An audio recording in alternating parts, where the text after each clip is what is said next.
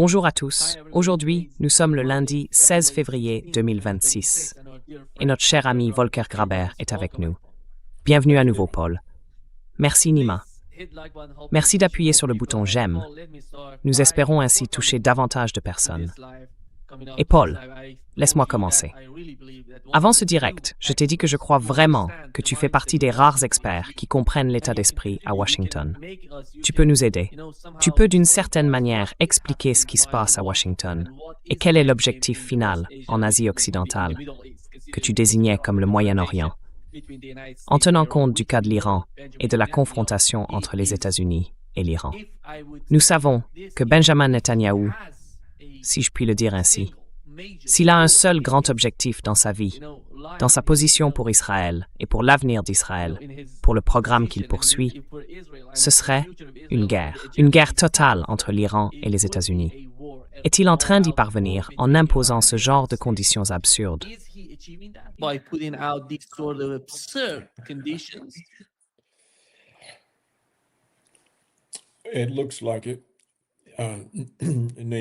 On dirait bien, Nima. Netanyahou est attaché au rêve sioniste du Grand Israël, et il a utilisé avec succès l'argent et le sang américain au XXe siècle pour éliminer les obstacles à cet objectif, des pays comme la Libye, l'Irak et la Syrie. L'obstacle restant, et toujours le plus important, c'est l'Iran. Il sait qu'Israël ne peut pas affronter les Iraniens seul. Il l'a appris lors de la courte guerre de missiles avec l'Iran. Il a donc redoublé d'efforts pour provoquer une guerre entre les États-Unis et l'Iran. Maintenant, Trump aimerait éviter cette guerre et se contenterait d'un accord selon lequel les Iraniens ne fabriqueraient pas d'armes nucléaires. Mais cela ne sert pas les objectifs de Netanyahou.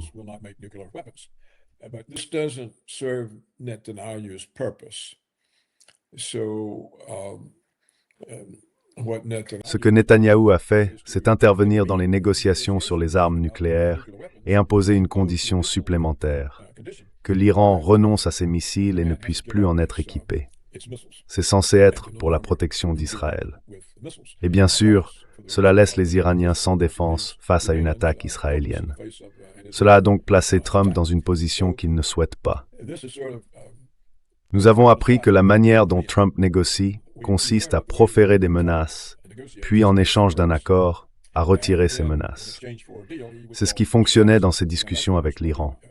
Il envoie des porte-avions, tient un discours ferme, organise des réunions avec certains des derniers États-cités arabes et exerce une pression sur les Iraniens en brandissant la menace d'une attaque américaine s'ils n'acceptent pas cet accord nucléaire, auquel, selon moi, les Iraniens sont tout à fait disposés à Ausstieg-Bohr.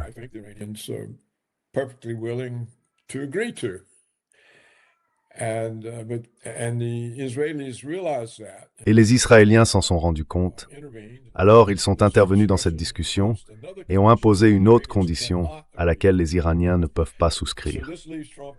Cela met Trump dans une position délicate, car il avait déclaré « Pas d'accord, nous allons attaquer » et il a envoyé ses forces. Je ne pense pas que Trump ait réellement eu l'intention d'attaquer, c'était simplement sa manière de négocier. Mais il a été surpassé par Netanyahou. Les négociations sont en cours, les porte-avions sont déployés et Trump a proféré ses menaces. Or, rien ne peut découler des menaces de Trump à cause de cette condition imposée par les Israéliens, totalement inacceptable pour les Iraniens. Nous allons donc voir ce que Trump va faire. Est-il en train d'être piégé dans une situation où les États-Unis devraient déclencher une guerre majeure?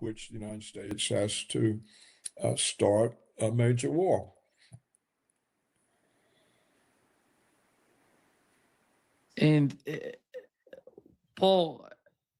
Paul, penses-tu qu'après tout, nous savons qu'aujourd'hui les deux équipes sont à Genève, les Américains et les Iraniens y sont, et les Omanais sont là pour servir de médiateurs dans les négociations entre eux. Penses-tu que l'administration Trump placerait les intérêts d'Israël en priorité, ou qu'elle mettrait d'abord ce qu'Israël souhaite? Ou vois-tu la possibilité d'une forme de négociation entre les deux parties qui pourrait ramener un peu de raison dans toute la situation au Moyen-Orient? Jusqu'où, selon toi, Netanyahou peut-il pousser ou contraindre l'administration Trump?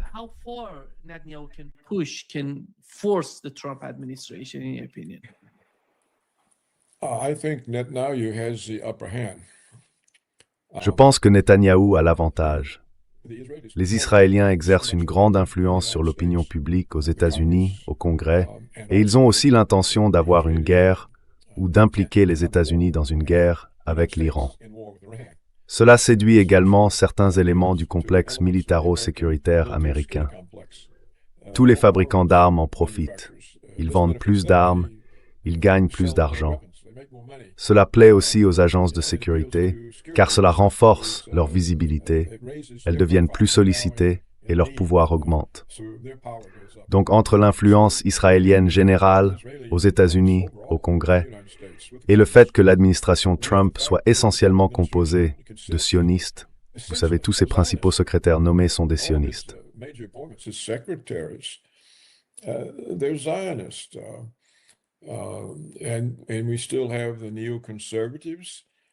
Et nous avons encore les néoconservateurs, très présents dans les commentaires et la littérature en ligne, et c'est un groupe redoutable qui estime que la menace musulmane doit être définitivement éliminée. Ainsi, Trump se retrouve un peu entre le marteau et l'enclume. D'un côté, il y a ceux qui sont prêts à tirer profit d'une guerre avec l'Iran, et de l'autre, il a Netanyahou qui fait pression. Il serait donc difficile pour Trump de refuser. Cependant, c'est tout à fait possible, car certains éléments de l'armée américaine sont conscients de la gravité qu'un tel conflit pourrait représenter pour les États-Unis. Les Iraniens pourraient éventuellement couler des porte-avions américains.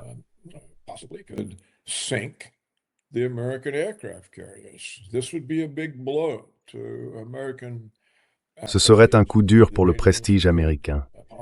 Les Iraniens pourraient éventuellement, voire avec succès, attaquer les bases américaines dans la région. Là encore, ce serait une énorme défaite pour le prestige américain. Et la conséquence de telles défaites pourrait être que les Américains commencent à parler d'utiliser des armes nucléaires. Eh bien, à quelle perspective cela conduit-il? Les Russes veulent-ils une guerre nucléaire aussi proche de leurs frontières? Veulent-ils voir encore un autre pays non allié aux États-Unis et à Israël détruit? Qu'adviendrait-il de leur position? Et qu'en est-il de la Chine? Vous savez, à un moment donné, la Chine doit en avoir assez d'entrer dans un pays, d'y faire de nombreux investissements, puis de voir les Américains le détruire.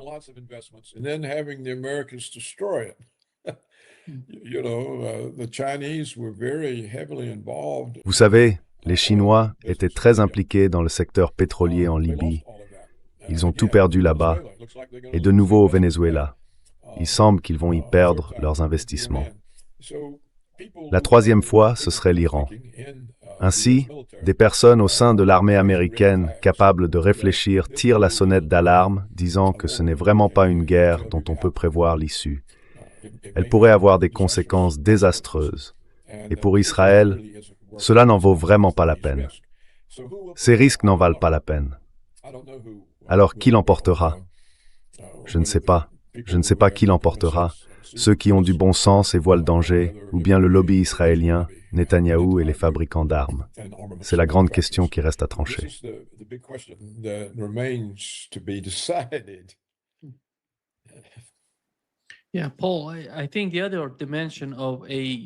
Oui, Paul, je pense que l'autre dimension d'une guerre entre l'Iran et les États-Unis serait le détroit d'Ormuz, qui relie le golfe Persique à la mer d'Arabie.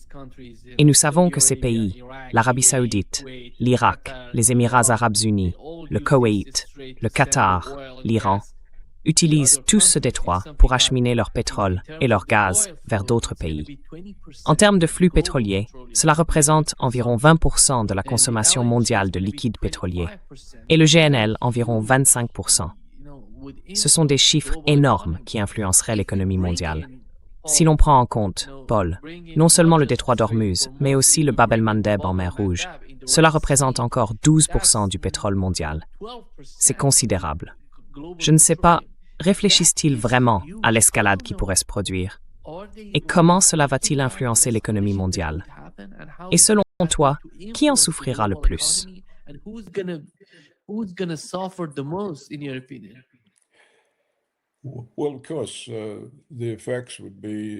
Eh bien sûr, les effets seraient spectaculaires. Mais je ne pense pas que les flux de pétrole jouent un rôle très important dans la décision. La décision concerne le pouvoir d'Israël. Elle concerne la manière dont Trump prend ses décisions, et il a mis en place une situation qu'il pensait mener à un accord nucléaire avec l'Iran, ce qui aurait réglé toute l'affaire. Mais Netanyahou l'a déjoué. Il se retrouve donc dans une position délicate. Peut-il faire marche arrière? À un certain moment, il pourrait y avoir des voix plus fortes au sein de l'administration Trump, affirmant qu'il ne faut surtout pas risquer cette guerre. Et la principale raison ne sera pas les flux de pétrole, mais les conséquences possibles pour les bases américaines, les porte-avions américains et le prestige américain.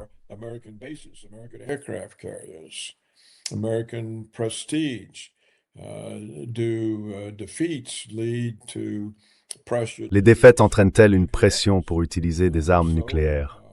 Si oui, quel génie cela libère-t-il de la bouteille? Quelle position la Russie doit-elle alors adopter? Et la Chine? Allons-nous réellement être en guerre avec l'Iran? Ou allons-nous recevoir des ultimatums du Kremlin, disant qu'ils ne toléreront aucune guerre nucléaire aussi proche de leurs frontières et que nous ferions mieux d'y renoncer? Personne ne peut dire ce que feront les Russes. Par le passé, les Russes se sont simplement retirés. Mais il se peut que ce soit l'une de ces situations dont ils ne peuvent pas se détourner. Nous voyons déjà le ministre russe des Affaires étrangères s'exprimer publiquement contre ce qui semble être l'accord en préparation en Ukraine, qui n'est en réalité qu'un accord économique.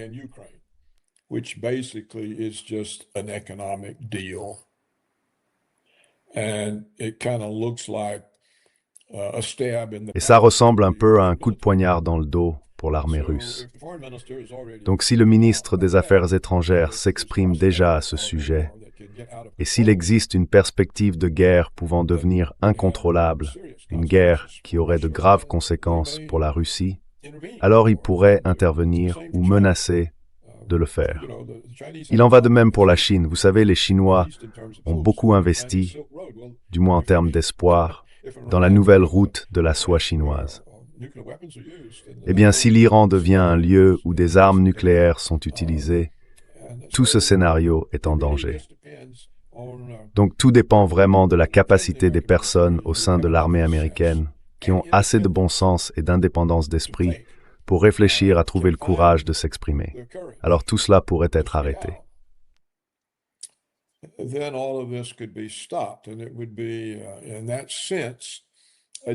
Et ce serait en ce sens une défaite pour Netanyahou, ce qui est très nécessaire. Cela pourrait en réalité amorcer un processus où pour la première fois, les États-Unis tiendraient tête à Israël. Et si le résultat était que Trump dise à Netanyahou d'aller au diable, ce serait une grande victoire pour le monde entier, y compris pour l'Iran. Ce résultat n'est pas impossible. Il n'est peut-être pas très probable, mais il n'est pas impossible. Bien sûr, les membres du cabinet, le secrétaire à la défense, à la sécurité intérieure et les autres, sont des sionistes, et ils ne sont probablement pas capables de penser en dehors des intérêts israéliens.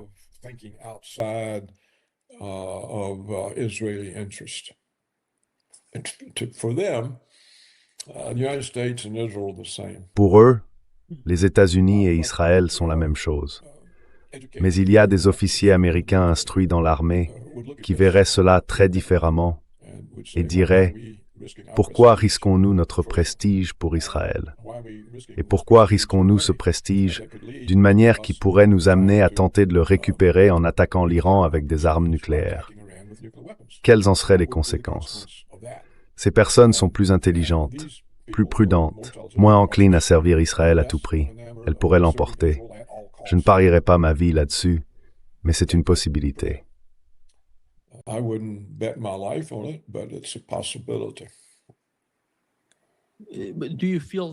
Pensez-vous qu'il y ait des personnes raisonnables au sein de l'administration Trump qui écouteraient les commandants et les officiers affirmant que la guerre ne profiterait pas aux États-Unis?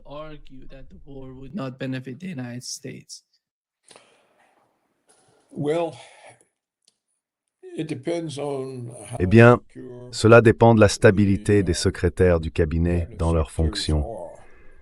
Et s'ils rencontrent une résistance déterminée de la part de personnes compétentes au sein de l'armée, ils pourraient ne pas vouloir aller à l'encontre de cela.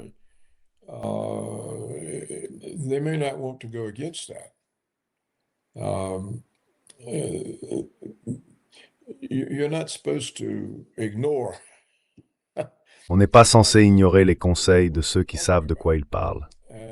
Et si on les ignore et que les choses tournent mal, qui est responsable? Pas ceux qui ont donné les bons conseils, mais ceux qui les ont bloqués et ne les ont pas suivis. Donc cela dépend de la personne. On ne sait pas comment cette personne va réagir à ces pressions. C'est pourquoi je dis que c'est une possibilité, mais rien que je puisse garantir. Je ne sais pas à quel point c'est probable, mais c'est certainement possible. Regardez combien de temps il a fallu au ministre russe des Affaires étrangères, Lavrov, pour comprendre ce qui se passait et commencer à s'exprimer.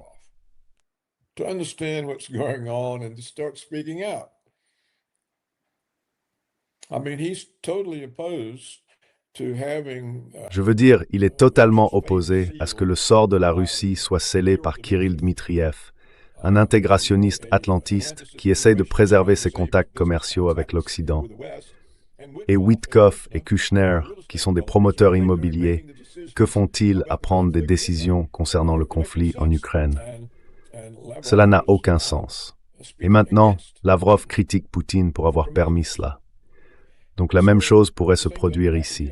Tant que les gens pensent que ces officiers militaires croient qu'il ne s'agit que du style de négociation de Trump, qu'il l'utilisera pour obtenir un accord avec les Iraniens sur l'absence d'armes nucléaires, ils ne s'inquiètent pas.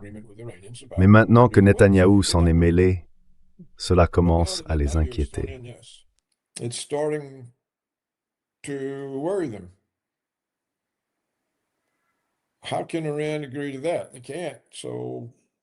Comment l'Iran pourrait-il accepter cela?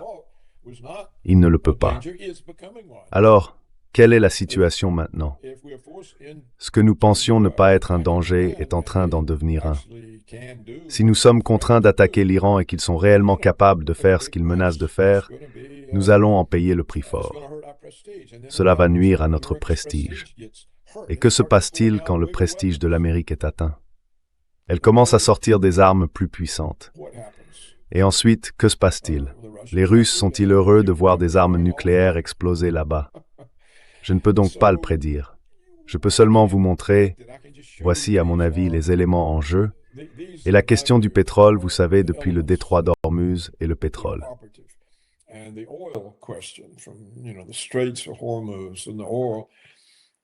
Oui, c'est là. Tout est là. Mais ça, c'est le deuxième niveau. Ils ne vont pas arrêter cela simplement à cause du pétrole.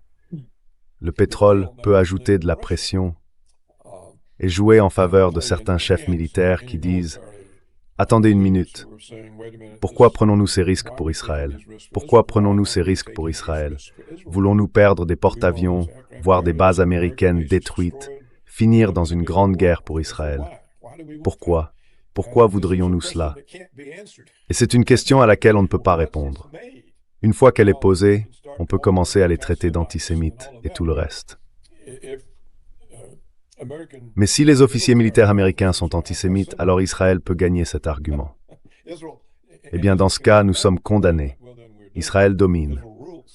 Voilà à peu près tout ce que je peux dire, Nima.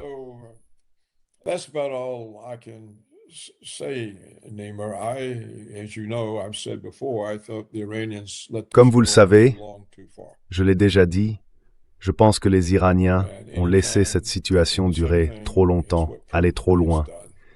Et c'est la même chose que ce que Poutine a fait en Ukraine. Il a laissé les choses aller trop loin, trop longtemps. C'est toujours une erreur stratégique. Donc je pense que les Iraniens ont commis la même erreur que Poutine en laissant la situation se prolonger trop longtemps, trop loin. Peut-être que les Iraniens ne se rendaient pas compte à quel point Israël est puissant et de son influence sur les États-Unis et sur le gouvernement américain. Mais ils devraient le savoir.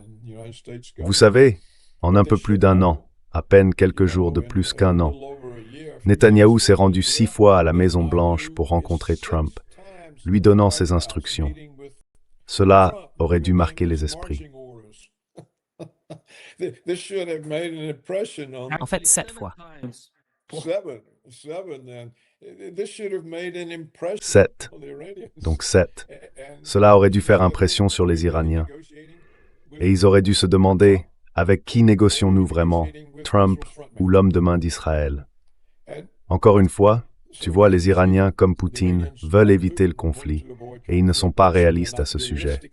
Ils préfèrent croire à quelque chose de plus porteur d'espoir, et cela a conduit à la situation dangereuse actuelle.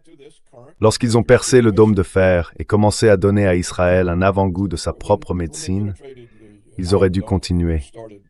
Ils n'auraient pas dû s'arrêter tant qu'un seul bâtiment restait debout en Israël. Cela aurait mis fin à tout sur le champ. Cela aurait pris les Américains de court. Ils n'auraient pas eu le temps de réagir. Et il n'y a aucun sens à intervenir une fois la bataille terminée.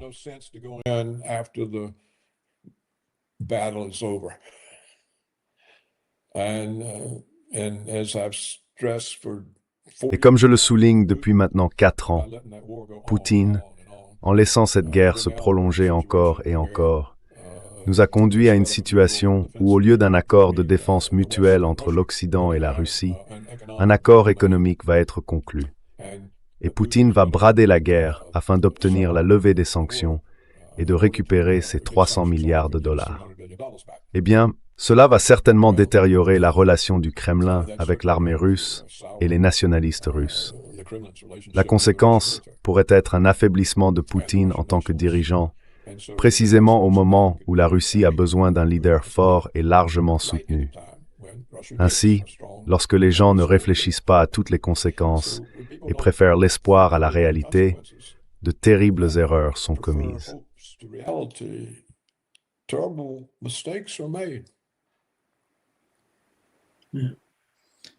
Paul, l'Iran d'aujourd'hui, tel que je l'observe de l'intérieur, est totalement différent. C'est complètement différent. Il considère la Russie et la Chine non seulement comme des partenaires, mais comme des partenaires stratégiques. À mon avis, il s'agit d'une sorte d'alliance qui dépasse le simple partenariat, quelque chose qui est en train de se concrétiser en ce moment en Iran. La direction était quelque peu divisée lorsque cette administration est arrivée au pouvoir, l'administration Raisi. Il soutenait que pour parvenir à un accord avec les États-Unis et l'Occident, il fallait maintenir une certaine forme d'équilibre entre l'Est et l'Ouest.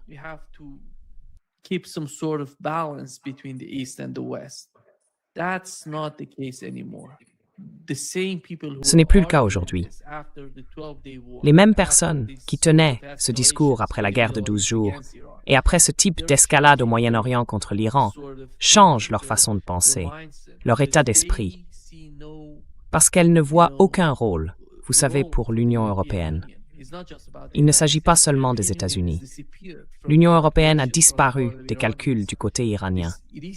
C'est à mon avis l'un des grands changements qui se sont produits.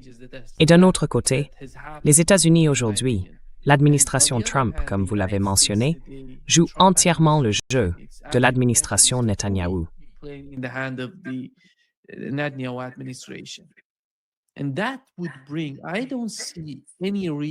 Je ne vois aucune raison, compte tenu de tout le chaos que l'administration Trump crée à l'encontre de l'Iran et de la Russie, pour que ces deux pays ne s'entraident pas. Ils se rapprochent. Je dirais que la Chine, en coulisses, ou plutôt, à vrai dire, plus vraiment en coulisses à mon avis, calcule tout, car elle observe ce qui arrive à l'Iran et à la Russie. Alors, quel est l'état d'esprit stratégique en Chine? Penses-tu que la Chine fait partie de ce processus? Parce que selon moi, la Russie et l'Iran sont si proches, Paul, si proches, que je n'aurais jamais imaginé que ce jour viendrait dans leur relation. Comment vois-tu la Chine dans ce calcul?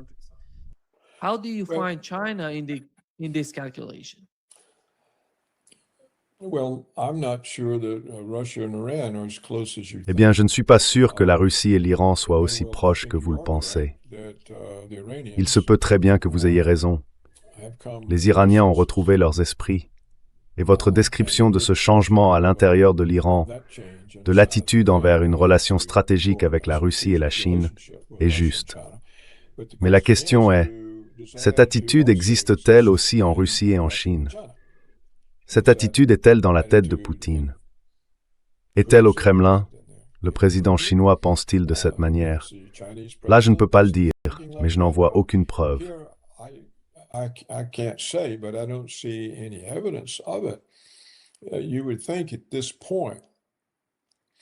On pourrait penser qu'à ce stade, avec l'Iran menacé par le type d'attaque que la rhétorique de Trump laisse entendre, la Russie serait en train d'installer très visiblement des systèmes de défense aérienne S-500 partout en Iran, d'y envoyer des troupes russes pour les manœuvrer, d'envoyer une ou plusieurs escadrilles des derniers chasseurs russes, d'autres types d'armes, de stationner des sous-marins russes. Elle ferait quelque chose de ce genre pour que Trump comprenne bien le message et, ce faisant, pour soutenir les voix au sein de l'armée américaine qui diraient « Doucement, doucement, ne va pas si loin, arrête, arrête ». Il y aurait des signes visibles des conséquences possibles.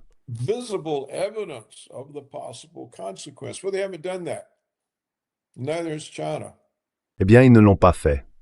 La Chine non plus. La Chine pourrait en même temps constituer toutes sortes de forces d'invasion pour Taïwan. Et il pourrait dire, vous savez, si les Américains peuvent entrer en Iran, nous pouvons entrer à Taïwan. Et alors, les sceptiques américains au sein de l'armée auraient un autre bon argument. Ils accumulent des arguments pour arrêter cette guerre. Mais la Russie et la Chine ne font rien. Et il me semble que la guerre doit être assez proche si elle doit avoir lieu. À moins, bien sûr, que Trump ne dise simplement à Netanyahou qu'il n'autorisera pas que l'exigence de Netanyahou concernant l'arrêt de la production de missiles en Iran fasse partie du désarmement du programme nucléaire iranien.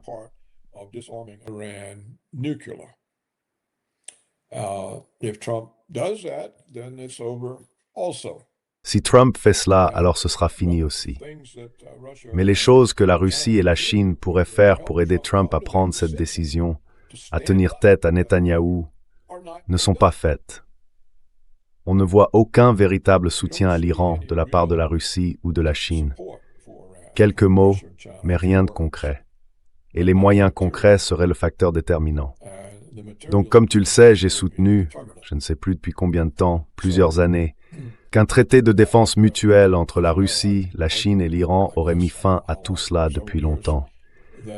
Parce que les États-Unis savent qu'ils ne peuvent pas, pour Israël, entrer en guerre contre la Russie, la Chine et l'Iran.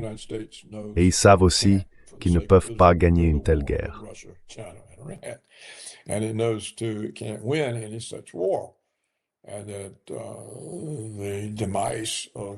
Et que la disparition de la civilisation occidentale, voire du monde entier, en serait la conséquence. Ainsi, l'incapacité des Russes, des Chinois et des Iraniens à former leur propre version de l'OTAN est la raison pour laquelle nous faisons face à cette menace aujourd'hui. C'est pourquoi nous sommes confrontés à ce dont nous parlons aujourd'hui. Pour autant que je puisse en juger, aucun des dirigeants de ces trois pays, la Russie, la Chine et l'Iran, n'a de vision stratégique. Ils préfèrent des rêves idéalistes. Oh, nous pouvons conclure un accord. Nous verrons si un accord peut être trouvé. Moi-même, si j'avais été à leur place, je n'aurais pas pris le risque de conclure un accord.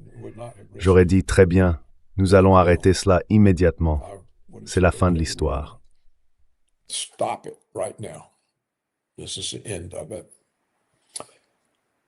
Mais c'est wow de pas y être ici.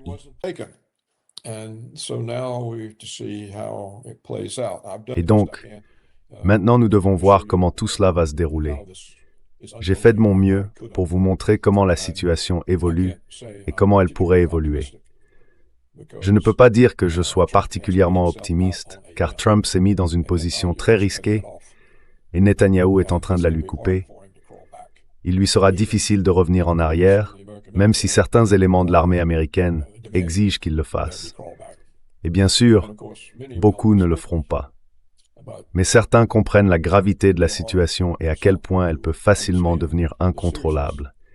Bien au-delà de tout ce que Trump les néoconservateurs ou Netanyahou auraient pu envisager.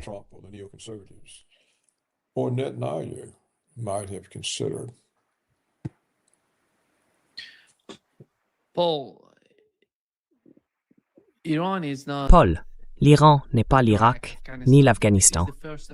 Ce serait la première fois que les États-Unis, s'ils décidaient de s'en prendre à l'Iran et de déclencher une nouvelle guerre au Moyen-Orient, feraient face à une véritable guerre depuis la Seconde Guerre mondiale. Depuis cette époque, ils n'ont pas connu de véritable guerre, ni en Irak, ni en Afghanistan, ni, tu sais, en Libye. C'est un pays différent. Il a une longue histoire, une ancienne civilisation, une longue tradition. Ils savent se battre. Ce n'est pas quelque chose qui s'est développé au cours des 40 dernières années. C'est une civilisation, à mon avis. Et les États-Unis doivent comprendre à quoi ils s'exposent s'ils déclenchent cette guerre. Ce ne sera pas une guerre rapide. Ce sera, à mon avis, une guerre d'usure. Une guerre qui durerait longtemps, avec les deux camps qui s'affronteraient. Et l'autre question, c'est comment cela va-t-il influencer l'administration Trump à l'intérieur des États-Unis s'il décide de la commencer?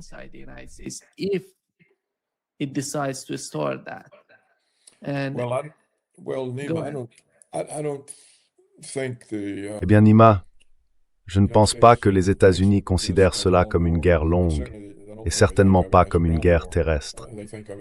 Ils la voient comme une guerre de missiles et aérienne. Ils partent du principe qu'ils pourront causer suffisamment de destruction sans risquer de troupes. Et les Américains derrière cette guerre voient la situation pétrolière différemment. Ils diront « Regardez, nous bloquerons le détroit d'Ormuz et l'Iran ne pourra plus exporter de pétrole.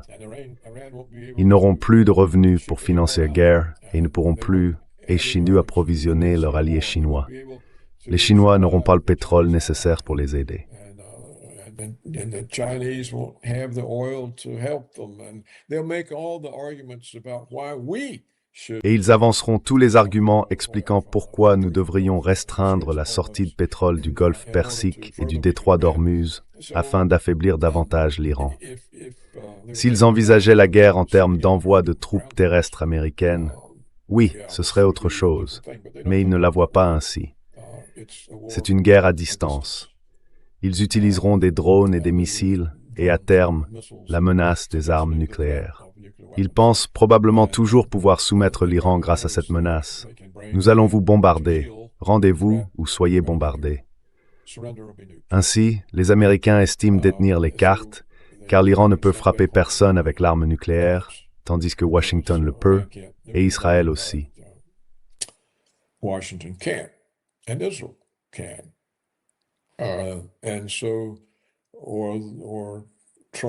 Et donc Trump dira, eh bien, nous n'allons pas vous bombarder avec des armes nucléaires, mais vous savez, Israël pourrait le faire. Donc ce n'est pas, à mon avis, comme je l'ai déjà dit et je me répète, je ne pense pas qu'il soit trop tard pour que la Russie et la Chine l'empêchent, mais elles devront émettre des ultimatums et commencer à fournir à l'Iran les systèmes de défense aérienne S-500. Et elles doivent, vous savez, de la même manière que la Russie a fait venir des Nord-Coréens pour combattre en Ukraine, eh bien les Russes devraient envoyer quelques escadrons de chasseurs pour combattre pour l'Iran. Et si ce ne sont pas les Russes, ils devraient demander aux Nord-Coréens de le faire, ou au moins montrer que ce n'est pas seulement une affaire entre les États-Unis, Israël et l'Iran.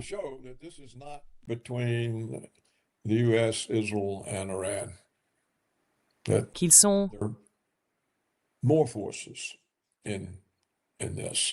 plus de force dans cette affaire et faire clairement comprendre qu'il y aura un grand tumulte si cette attaque contre l'Iran se poursuit. En fait, ils pourraient même dire qu'ils ne peuvent pas garantir la survie d'Israël.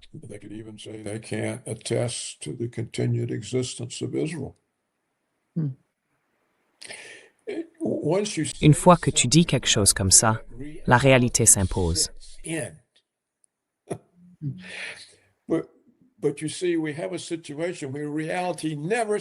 Mais voyez-vous, nous sommes dans une situation où la réalité ne s'impose jamais. et donc l'irréalité domine. Si l'on vit trop longtemps dans l'irréalité, on finit par exploser. Cela conduit simplement à trop de mauvaises décisions qui s'accumulent. Très vite, il n'y a plus d'issue au chaos. C'est donc ce qu'il faut vraiment, quelque chose qui rende la réalité évidente pour tout le monde et remplace toute cette irréalité, ces espoirs et faux espoirs. Et comme je le dis, il a fallu des années pour que le ministre russe des Affaires étrangères s'en rende compte, et je ne vois pas que beaucoup d'autres se soient réveillés. Mais il y a toujours de l'espoir. Nous verrons si Lavrov est effectivement écarté au profit d'un Russe américanisé. Vous savez, Dmitri Kirill. Dmitri est en fait un Américain. Il a fait ses études à Harvard et à Stanford.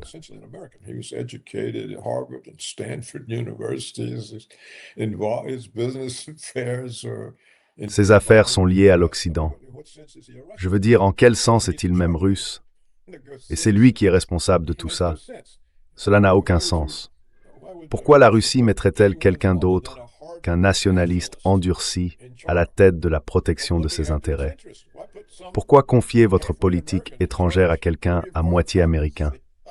Eh bien, cela montre que Poutine n'est pas réaliste. Ce n'est pas quelqu'un de réaliste. Et donc, je pense que le point que tu soulèves, prenons-le en compte.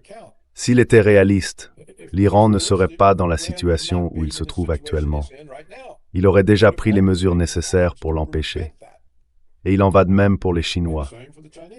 Il est plus facile de faire semblant que ce n'est pas vraiment un problème que de le considérer comme un problème majeur et d'agir pour l'éviter.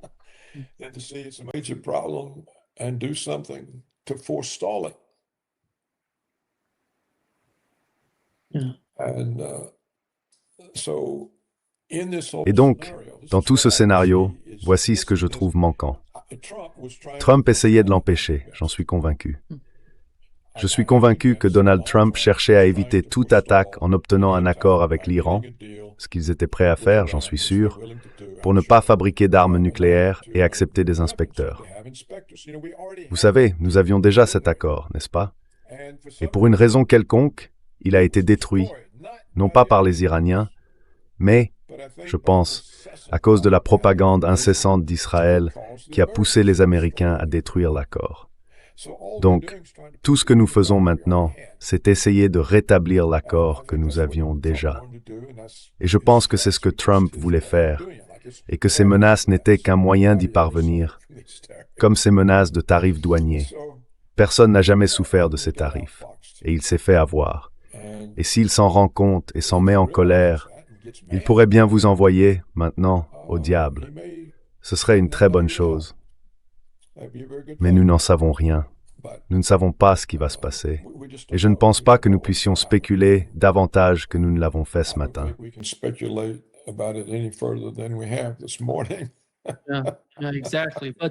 Oui, exactement. Mais avant de conclure, Paul, si tu devais parier, miserais-tu sur une guerre entre l'Iran et les États-Unis ou sur une sorte d'accord entre eux?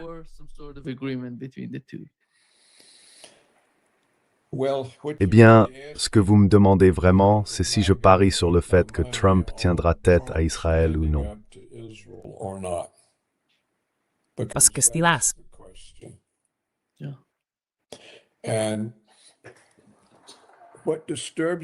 ce qui me dérange, c'est que lorsque Israël est intervenu dans la négociation en imposant une autre condition, pas de missiles iraniens, Trump ne lui a pas dit « Qu'est-ce que tu fais à foutre en l'air mes négociations? Pour qui tu te prends? On fait ce que tu voulais. On obtient un accord. Il ne fabrique pas d'armes nucléaires.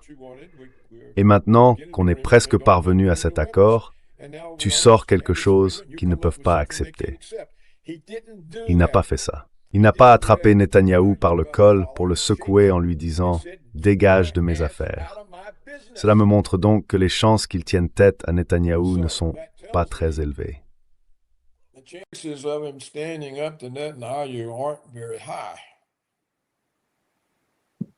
et c'est cela, nous aidons. Y a-t-il quelqu'un dans l'armée américaine, suffisamment bien placé, suffisamment nombreux, pour dire « Arrêtez ça, regardez toutes les conséquences imprévues possibles. Si ces choses se reproduisent, Israël n'en vaut pas la peine. » Nous verrons bien. Je pense que ça doit être proche. Je veux dire, combien de temps allez-vous garder des porte-avions stationnés quelque part? Vous savez, il y a aussi le moral de la marine. On ne peut pas envoyer quelqu'un prêt pour une opération qui n'a jamais lieu. Donc nous verrons bien. Ce qui me trouble aussi, c'est que lorsque je lis les commentaires occidentaux sur la politique étrangère, je ne vois aucun bon sens, aucune intelligence. C'est toujours attraper quelqu'un, frappez-les pendant qu'on le peut. Il n'y a aucune compréhension. Et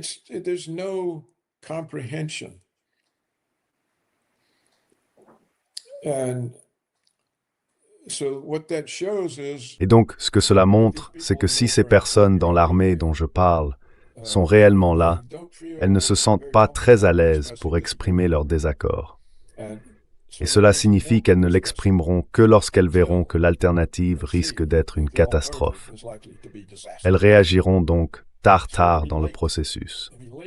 Et comme elles ne savent pas si Trump va tenir tête à Netanyahou ou non, et qu'elles ne prendront certainement pas de décision avant d'en être sûres, cette affaire va se jouer sur le fil, vraiment sur le fil, avant que quoi que ce soit puisse se produire, en supposant que cela puisse se produire.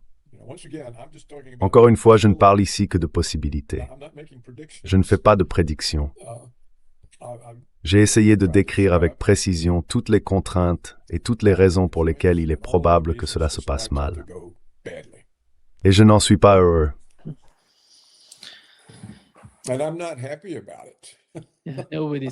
Personne n'en est heureux, j'en suis sûr.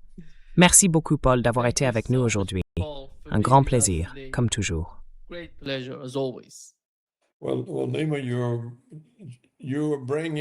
Eh bien, Nima, tu attires le peu d'attention qu'il y a sur un problème extrêmement grave, un problème qui, s'il tourne mal, affectera toute l'humanité.